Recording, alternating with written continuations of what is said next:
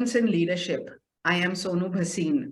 Experiments in Leadership is a space where industry leaders share their thoughts and stories about various facets of leadership. Before I introduce my guest today, like always, I do want to urge you to subscribe to my channel. It has great conversations and it is free to you. Can't get a better deal. So today's guest is the kind of leader that almost everyone aspires to be, a good human being who has seen success in every role that he has been in. Sanjay Johri, my guest today, is from the 1975 batch of the TAS. He worked in Indian hotels before joining Reader's Digest and then Voltas. He was the MD and CEO at both Reader's Digest and Voltas at different times, of course. And currently, Sanjay is on the board of several companies and also plays golf and bridge and finds time to travel both domestically and overseas where his children are. Now, Sanjay is mild-mannered and he shuns limelight of any and every kind. And therefore, I'm thrilled that I have been able to bully the poor chap into agreeing to be a guest here today. He has had a roller coaster of a ride in the corporate world, and as he says, has learned many valuable leadership lessons from his own seniors. So I'm waiting to hear more about this, Sanjay, and welcome to Experiments in Leadership. And looking forward to the conversation. Thank you very much, Sonu, for having me on this show. And you're right, I do normally shun the limelight, but you are very persuasive, so here I am. Yeah, I mean, you're being very kind. I almost bullied you and haunted you till you said yes. But I'm really happy that I did, and I'm very happy that you agreed. So diving straight into the conversation. So Sanjay, being part of the TS has many advantages. And according to me, one of the biggest advantage is the accessibility to senior Tata leaders. And you made use of, this in your early years at Taj Goa. And, Taj Goa, the stint at Taj Goa would have been a dream for everyone else. But you say it was a nightmare for you. Why was that so? Well, Sonu, I was, first of all, I was straight out of college. I had done a first degree in economics, which really did not prepare me for a business career.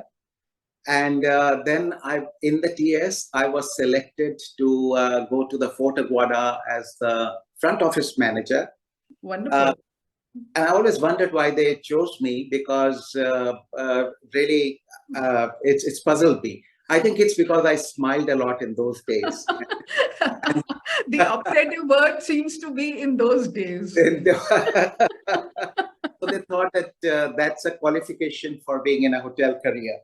So anyway, I was there and it was a glamorous place with glamorous people, fabulous location.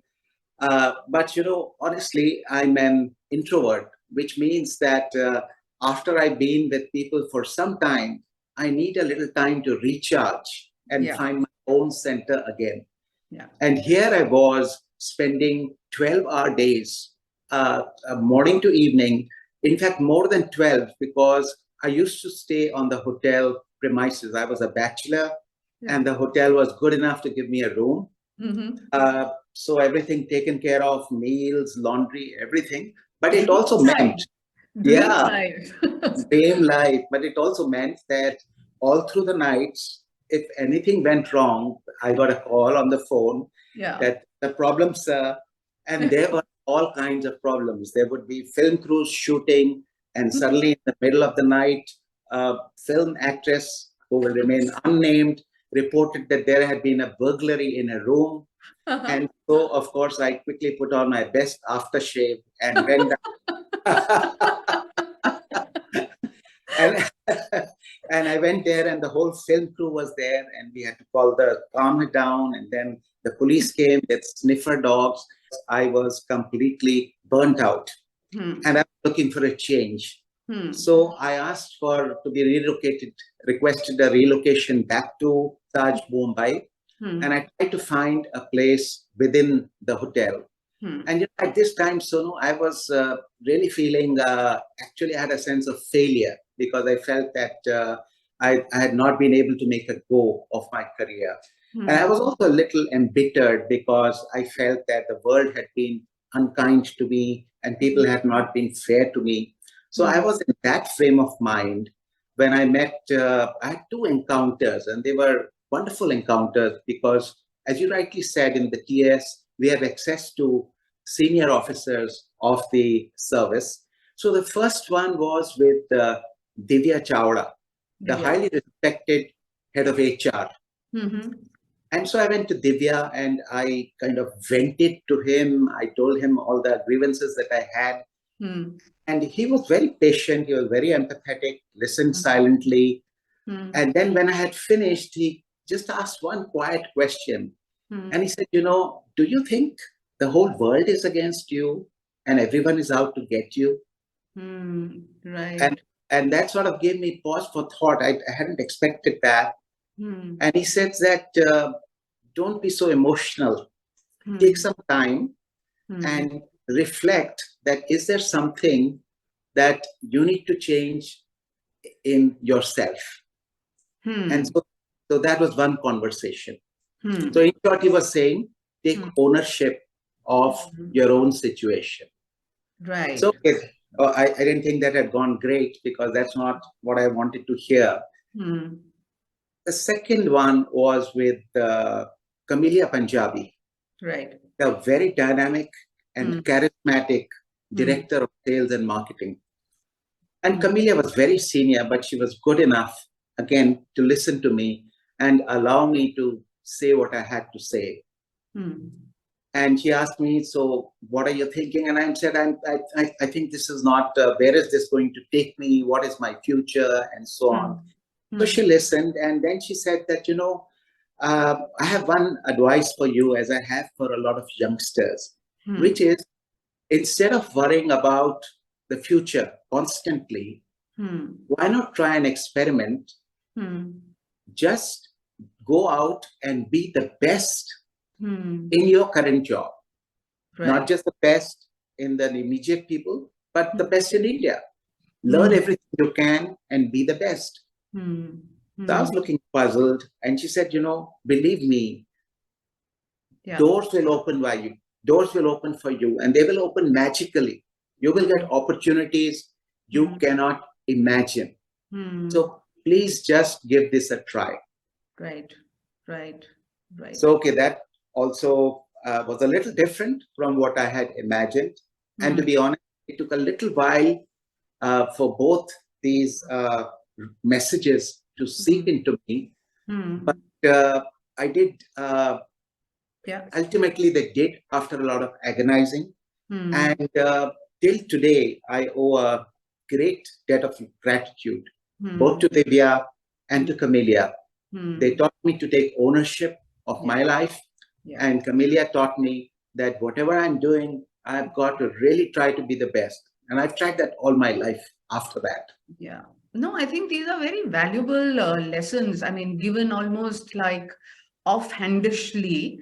And what stands out to me is that what you considered a failure or, something that wasn't working for you, two simple things that people told you, stop blaming the world, take ownership, and also forget about everything, but be the best that you can be in that job.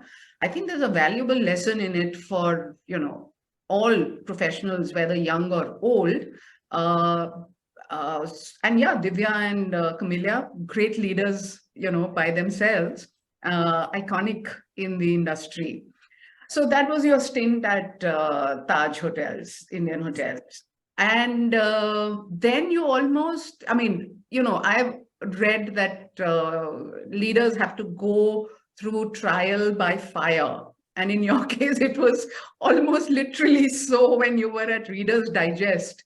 So what went wrong there? And how did you, traverse that path, that, experiment in various leaderships, from success to failure to success again? Okay. So at the Reader's Digest, I was lucky. I had Xerxes Desai as my initial boss. He was running the Tata Press and was in the process of taking over acquiring the Reader's Digest franchise. Right. But then he moved on to start the iconic Titan watches. Titan. What a tremendous success that was. Yeah. So I was in the Reader's Digest, and all the lessons I had learned about working hard, becoming the best, standing out, I did that, and I was the head of sales and marketing and operations, all of operations actually, and then I was being nominated to the board of directors. Right. Suddenly, and this is now we've reached the early 90s, suddenly there was a bombshell that some of the directors of the company, who also had shareholding in the company, had got together and acquired a majority stake in the company through a series of debenture issues and share issues. So nobody knew all this until one day they announced that they were taking control. And I don't want to name these people, but they were very close to Bombay House. They were in Bombay House. Right, right. So immediately there was an uproar that how can a company of the group be taken over by, as it were, a renegade group? And I was in the crosshairs. I mean, I was called to someone to Bombay House to ask that what's happened and where do you stand in all this? And I said, well, I'm a TS officer. So they said, so then what are you going to do if you're a TS officer? So I said, I'll do whatever I can to help find this. And they said, we have to find legal remedies to this. Right. So there was a group. So there was a litigation started immediately. And it was at the company law board. I was helping the Tata shareholders in this litigation. And of course, the company management, it was run by these directors, they immediately gave me a notice terminating my services. Terminating, right? Yes. And it was still a Tata company, or was it? It was, well, the majority stake had been acquired by these people. Ultimately, it would be proven that it was acquired by fraud, and therefore it was overturned. But at that point, they had a 52% equity stake in the company. Yeah. So they gave me a show cause notice saying why I should not be dismissed. I went running to the company law board, and they gave me a stay of execution. They said until we pass the final orders, you will not be dismissed. After that, whatever happens, happens. So I got a little breather, but in the company, I became a complete pariah because the management took away all my responsibilities, and they gave instructions to everybody in the company. Nobody was to speak to me. I was only entitled to 1 cup of tea in the morning and 1 in the afternoon. Oh my God. Oh my God. Nobody would speak to me. So I would, and I was head of sales, marketing, printing, production, paper, all operations, and suddenly nobody. So I would go there at 9 sharp, and I would sit till 5:30 as required, alone in a room. And then at 5:30, I would get up and go to the office of Amarchand Mangal Das and Shroff, who were the lawyers. Right, right. And then I would spend the next 3 or 4 hours conferring with them about all the legal stuff that was going on. And legal stuff was very intense because the company law board used to hear 2 days, 3 days at a time, continuous whole sessions.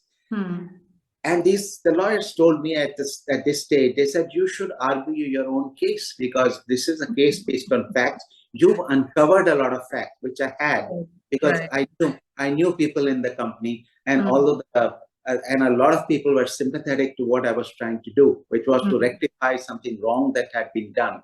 So I uncovered a lot of information, and I had traced the money trail, and how the whole thing had been engineered. And lawyers said that you must get up and you must ask for permission to argue your own, represent yourself and argue your case. Right. So first of all, I was very nervous, but I did that because that's what the lawyer said. And I can tell you, Sonu, I was attacked by there used to be groups of 10, 12 lawyers in the company law board courtroom. and they tore into me. And I'll give you the kind of arguments they use. So one of them said, for example, he told that there was a bench of three judges, and he told them that, Your Honors, assuming without admitting that there was indeed a scam, as is alleged, shouldn't Mr. Johri be the first person to be sacked for being negligent in not finding it earlier? Oh God! This is what this is what kind of executive is he? You should have caught it much earlier, if there was a scam. If there was But if the judgment is that there was a scam, then dismiss this man first for being incompetent.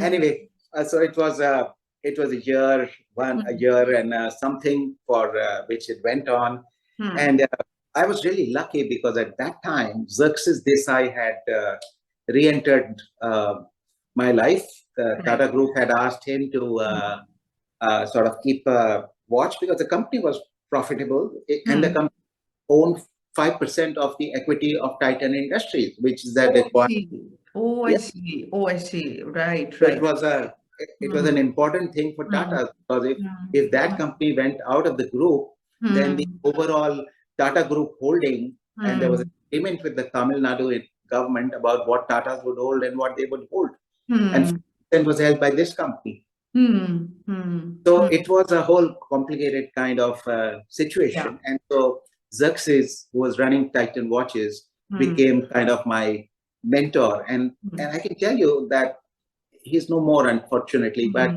what a wonderful man he was. Wonderful man, yeah. And really, really smart. And he had this way that every evening he would call me at my residence, because he was in Bangalore and I was shuttling between Bombay and Delhi, where the court proceedings were going on. And he would call me and ask what had happened. And then he would very gently keep asking questions. And so that I felt very comfortable, but really he was helping me to think through things. Hey, why don't you ask the lawyers this? Or can this be argued in this way? So remotely, he was teaching me to think and teaching me to take things forward in a very effective way. Right. And I was the front face. I was in the courtroom, but he was the one who was guiding me. And after a year, we won comprehensively. The company law board gave a 104-page judgment. They said that this has been done completely fraudulently. They overturned the share, canceled the share issue. So it reverted back to what it had been. They dismissed the board of directors. And they appointed a retired judge, that is Justice Bhaktawar Lentin, as the administrator of the company. And for the next 3 years, Justice Bhaktawar Lentin was the administrator. There was no board of directors. Right. I respected him a lot. He was a wonderful Justice Lentin, very learned, very fair. And I think he trusted me. So he gave me a lot of responsibility in running the company. And in time, he designated me as the chief executive of the company. And for 3 years, it took for the appeals, because the other side filed appeals at the Delhi High Court and the Bombay High Court. And they wound through that process. And in the meantime, I ran the company. The company flourished. We did fine. And Sonu, I can also tell you that there were along the way many other things which even I forget. For example, once the landlord of one of our buildings took me aside, where Reader's Digest had its offices, and he said, "I'm asked to convey a message to you that you are taking a course of action which you will regret, and accidents can happen to people." He said, "I've been told to convey this." Oh gosh. So I went back. So I was very, very worried about this. I had wife and small kids, and who wanted to get.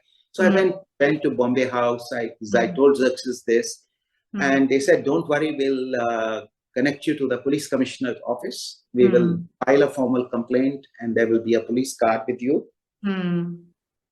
So at this stage, my wife, who was with me all through, and my confidant and really my backbone, as it were, I told her, and she said, "Don't do all this now," because she says these are white collar people. They are frustrated, they are angry, they are bitter, and they are saying things. But this is not like the underworld. But if you go ahead and put a police thing, it will acquire a totally different dimension. So she said, let's wait and see what happens. Right. So we did, and she was absolutely right, very sensible, because it was just frustration with the other side. So anyway, this So got... wives usually are right. I mean, the sooner men understand that, the better it is for them. Yes, absolutely. We actually realize it, but we also have to keep our ego down and admit it, which is hard. No, Sanjay, fascinating as this is, I have like a couple of questions, and one of them you addressed. Because you went through a particularly harrowing time at Reader's Digest. But when we look around, there are various leaders at various companies who go through their own personal shit, and whatever, it happens, shit happens.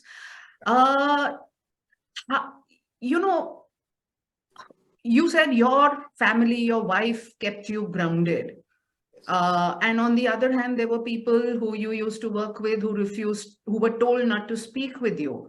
Now, how does a leader, how did you deal with this kind of a rejection, if I can put it, internally? It's not easy to sit in a room doing nothing, when you know that people have been told not to speak with you. So if you can just spend 2 minutes in helping me and the others understand, how can leaders deal with this kind of situation? And who do they need to lean on? So the person to lean on, you have to lean on your spouse, because that is at least for me, the one person who I trusted completely, and whose judgment also I respected.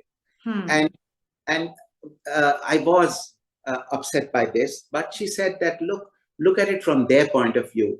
The company is in the control of that group of directors. And what can these poor people do? You've been their boss and senior colleague, but it's the question of their jobs. And they're all, she said, I'm sure they're all sympathetic with you. That's why they're helping you. And they were, many of them, helping me. Some of them used to get me information, Sonu, from the finance department. There was a bookshop near the office. And one of the people from the finance department would bring like copies of bank statements, and he would put behind some books in a back corner of the bookshop. Oh, wow. In the lunch break. That's the designated drop point. And could go there and pick it up from there. Almost like the movies. Almost like the movies. Wow. Actually happened like that. So these people were, all these managers and executives and officers, they also knew something bad had been done. They wanted it reversed. They wanted to help, and they did help actually in these concrete ways. So what if they couldn't speak to me during the office hours? I mean, I completely understood that. Right. And I actually, they always remain my friends years and years later, because it was totally understand what happened, and the help they gave me actually helped to make the case and helped to turn everything, unravel how it had been done, to prove it in court and have the entire thing quashed and set aside. So I'm grateful to those people as well who helped me at that time. No, I think fascinating story in itself, and also deep lessons in there. And again, I do believe that in a way, it's good that you go through a bad time, because that's when you realize who your friends and well-wishers really are. And that is a valuable lesson that, again, I think there is no other way that you can learn it. So anyway, so you won the case, and then, you were doing fantastically well, and then the Tata sold off that company. And so I had the managing director. I ran it for 7 years. The company prospered. We made tons of money. Yeah. We used to pay crores in dividends to Titan Industries, Titan watches in those days. And those were the years when they needed the cash. Today, they are such a great success. Yeah. So we contributed in the way we could. Yeah. And then one day, and I was also for a while on the board of Tata Infomedia with the erstwhile Tata Press. Press, yeah. And then one day the Tatas announced that they wanted to sell their interest in printing and publishing, which my company was getting sold. So initially I went through that thing of saying, why me, why my company? I'm doing so well, the company is doing so well, we are contributing so much money. There's so many other Tata companies which are not doing well, and why are they selling a profitable entity? But again, my wife said that, look, this is not your call, and your job is to do what you are supposed to do. So so that was sensible to do it with good grace, and do it wholeheartedly. And I did that, and I helped to find I worked with Xerxes to locate potential buyers and go through the process of negotiation, and then to do the deal, and then to the company was sold. And part of it also was that for 1 year, I had the buyers insisted that I had to run the business for them. This was the Living Media Group, the India Today. So Tata's paid me, but I was working as the chief executive of this company for them. Because they said, we are paying money for a profits and a cash flow, and we need that 1 year overlap till our people take over, so that what we have bought, we get what we have paid for. So we did that. That was fine, and that was over. And now here I was, 50 years old, successful career, printing, publishing, and the ship of which I was the captain had been sold. So then we come to this third experiment in your leadership the journey, if I want to call that. Right. And again, here there was again something that you faced, which a lot of us face as leaders. You know, you have to take 2 steps back in order to move forward. So here you were the MD CEO of a hugely profitable company, and then you joined Voltas as an executive vice president, where you were one of, I think, 3 or 4 one of 5 actually. One of five. Yeah. So again, as a leader, how do you deal with this demotion when you've been spectacularly successful? And then tell us your Voltas experiment. Yeah, well, so first of all, I was very hesitant, and Naushir Khurodi had been the managing director earlier. At that time, he was just a director of the company. He suggested this because Naushir is also a TS senior. TS officer, and so he had been on the board of the Reader's Digest when it was a Tata company and with Xerxes at that point. So he suggested this, and I was actually initially aghast. I said, look, I'm not an engineer, and this is the most engineering kind of company. So you even telling me this? So he said, you know, we've got tons of good engineers, but we're looking for a few good managers also, because the company is going through tough times. Right. So I was still hesitant and sitting on the fence, and then Ishaq Hussain, who was the group finance director, and he was the chairman of Voltas. So he called me, and he said that, you know, in his usual style, he said, boss, you have been sitting on the fence for too long. अब आप उतर के मैदान में आ जाइए. So I thought, okay, now and he says, you know, you've run a business. It's okay. This is engineering. That was printing, publishing, and you worked in hotels before.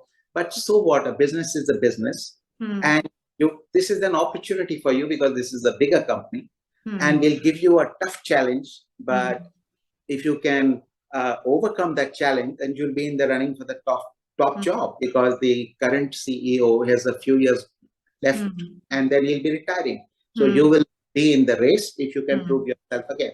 So okay, I thought, well, I got a job at least, and you know, I'm at that stage so I was willing to take it on. And I remembered what Camellia had told me that whatever you do, go all out and don't rest until you're at the tops. So I went in and they gave me something interesting to do. They gave me the consumer business. It's with room air conditioners are the biggest part of it. And it was called the unitary products business, and it had been ailing for many years, ever since a somewhat ill-advised acquisition of Hyderabad Allwyn Limited. Allwyn Limited. Yeah. Voltas had bought Hyderabad Allwyn Limited, which was a public sector company with 11,000 employees and a plethora of problems, including. So anyway, that some of the problems had been unraveled by Naushad Brody, and then some were in the process of being unraveled. So they gave me that, and it had been a loss-making business. And so I said, okay, fine, now I got to figure this out. But as soon as I became COO, the CEO, incumbent CEO retired, and I was made the CEO. There was another upheaval because the management team, which 2 vice presidents and 4 general managers, resigned in protest. Of your elevation? Yes, because the senior most of the vice presidents who had, it was like a coterie of people, they had come in together from another company. They were running that unit, and the senior most amongst them felt that he should have been made the COO. So they put in their resignations, and suddenly I'm in charge of a business. Everybody resigned, and the managing director called me to his room and fired me. And he said, it's because of you that we've lost all these people. And one more person goes, then you also go. Oh, God. I thought, well, this is a kind of motivating to know that I better not lose anybody else. Yeah. So anyhow, I mean, I understand that he was frustrated because suddenly there was this management team walking away. But for me, it became an opportunity because these people would have, had they stayed, they would have obstructed whatever I would try to do. Yeah. So in a way, it was good that I got a clean slate and they did me a favor by walking away. Although initially, for several months, it was a bit of a nightmare. Yeah. So I jumped in, and I was traveling all the time. I would go on Monday morning and come back on Saturday evening home. I would be traveling across the country, meeting. There were many branches. There were many senior managers. There were the trade, the factories. And so I was grappling with all this. There was one factory at Hyderabad which needed to be closed. There was a big union, and there was union agitation. Some managers had been mishandled. So that physically missed. So there were all these problems. How to shut that? We were trying to set up a new factory at Uttarakhand. So all this was going on. But most of all, in the room air conditioner business, which is what Voltas is known as today, we were number 5 or number 6 in market share, and we were struggling. And commodity prices had shot up. We were making a loss on every AC that we were selling. So it was really a question of trying to figure out what to do and how to turn this around. And both from Ishat and the mandate was very clear that either you have to turn it around, or you have to sell it, or you have to close it, one of the 3. Because we cannot keep bleeding year after year. So anyhow, I got into all that, and I realized that obviously this is not something I can do. So I had to make a lot of judgment calls about handpick from all the people I met in that, handpick a core team, which would be the nucleus of the leadership team of this, and then to get them together, and then to together figure out all the things that we were going to do, including a marketing strategy that would make our brand relevant. Those days they used to do imagery studies, and the consumer imagery showed that we were seen as Dilip Kumar, while LG was seen as Shah Rukh Khan. These are the old has brand of yesterday. And here is the sexy young Shah Rukh Khan brand, which is LG. So all this, there were the challenges of technology, there were challenges of cost and so on. So anyhow, I got everybody together, and Sonu, the thing that unified everyone, which I realized because I interacted so much with them. We used to be till late evening in the offices, drinking tea and coffee and brainstorming all the time. I realized what was so important to them was that in Voltas, there were like six businesses. And this business was looked down upon because it was the loss-making business. Right, right. So I told all these people that we are going to turn this around and we are going to show everybody in the company that we are no less than any of them. In fact, that we are better. Better. This spirit, and I think in any situation, this is one thing which I intuitively happened, but this is something that you have got to give your core leadership team a mission which they really believe in. It is something which they sleep, they eat, they dream about that thing. It is in their blood. And that's a higher cause than just a higher cause. Yeah. Something which really, and it unifies everybody. So no longer are people trying to pull each other down. They realize that we are a unit together in the middle of a war, and we have to together pull through this. And that's what happened. And then in the course of those several months, something wonderful happened, and we were able to close that factory at Hyderabad. We were able to get the other factory running. We were able to craft a new marketing strategy, and take a new platform, and that's a story in itself. And we actually in Tata's, they made a little case study on that, and we presented it Bombay House on that, how that turnaround happened. But it was a spectacular turnaround, and ultimately that business has become the flagship of the company. Which typically makes 500 crore profits every year, and we built on it year after year. And at one point, we were the market leaders by far. We became the market leaders by far, and we were selling 1 out of every 4 room air conditioners sold in India was wonderful, and we were pulling in 500 crore of profit. So anyhow, as this journey unfolded, and this core team actually went on. Many of them are still there in the company and in very important roles. There's Pradeep Bakshi, there's Jayant Palan, people who were part of that journey. So the directors were they were happy. They gave me some additional responsibilities. Then they made me the president, and later on, when my predecessor Ashok Soni retired, they made me managing director and CEO. And I was in that role for 8 years. So the story of Voltas. Yeah. I mean, I wish you were not so reticent and shunning limelight. You have so many good stories to tell, Sanjay.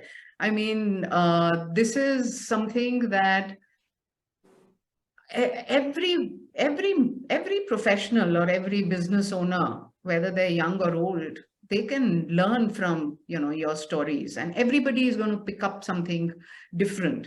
So you've had a roller coaster of a ride, but my question is, have you enjoyed it? And looking back, would you do anything differently?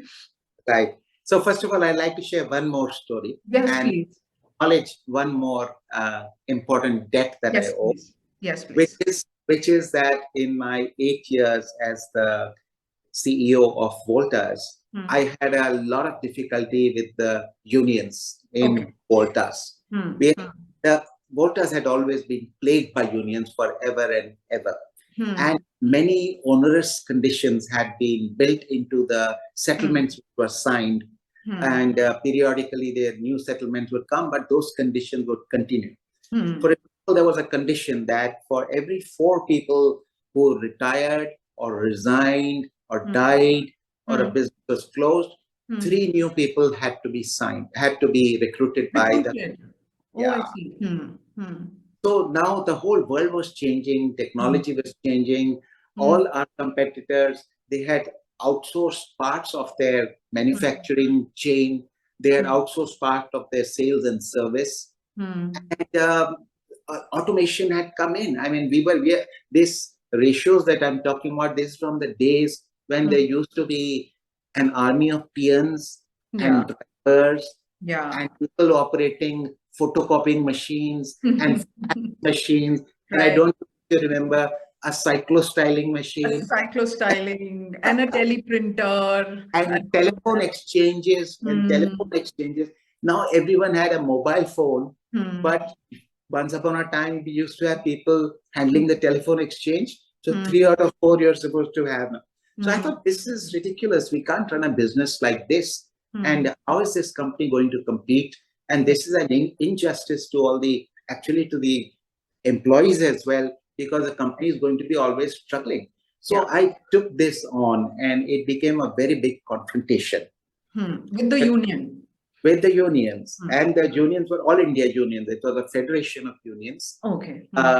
So in Bombay, at a corporate office, all these red flags came up. And they stayed there for 3 years, by the way.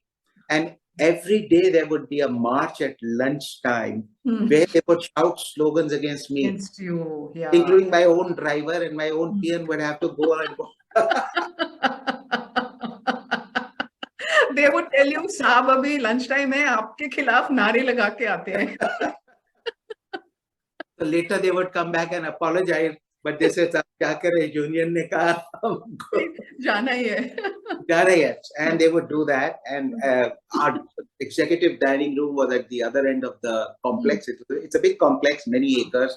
So I used to put on my darkest sunglasses and walk through that slogan shouting to the lunch with the executive team. I said, I will show them every day. I will walk through them. Okay, yeah.